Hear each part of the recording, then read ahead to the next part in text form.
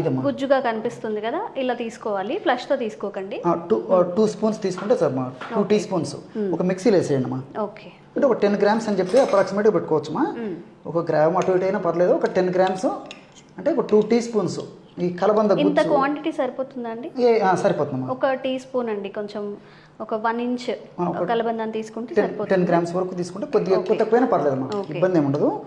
తర్వాత చాలా మంది పొరగడుపును కూడా తింటూ ఉంటారు డైరెక్ట్ గా అలా కూడా. ఎగ్జాక్ట్లీ అమ్మా. తర్వాత ధనియాలను వేయించి చేసినటువంటి చూర్ణము 1/2 టీ స్పూన్ నుంచి 1 టీ స్పూన్ వరకు అందులో కలుపుకోవాలి. ఇందులో వేసేయండి అమ్మా, వేసేయండి. 1/2 టీ స్పూన్ నుంచి 1 టీ స్పూన్ అంటే ఒక 2.5 గ్రామ్స్ నుంచి ఎగ్జాక్ట్లీ అమ్మా 5 గ్రామ్స్ మ్యాక్సిమం వేసుకోవచ్చు అమ్మా టీ స్పూన్. తర్వాత అందులో ఒక 100 ml నీళ్ళు కూడా వేసేయండి అమ్మా, వాటర్ కూడా వేసేసి.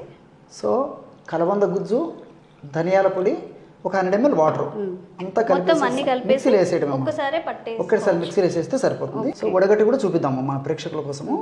సో చూడండి మా బ్రహ్మాండమైనటువంటి ఈ వెయిట్ లాస్ లిక్విడ్ తయారైందమ్మా. చూడండి మా, సరిపోతుందా అండి క్వాంటిటీ? తీసుకోండి అమ్మా, తీసుకున్న 100 ml రావాలి కదమ్మా.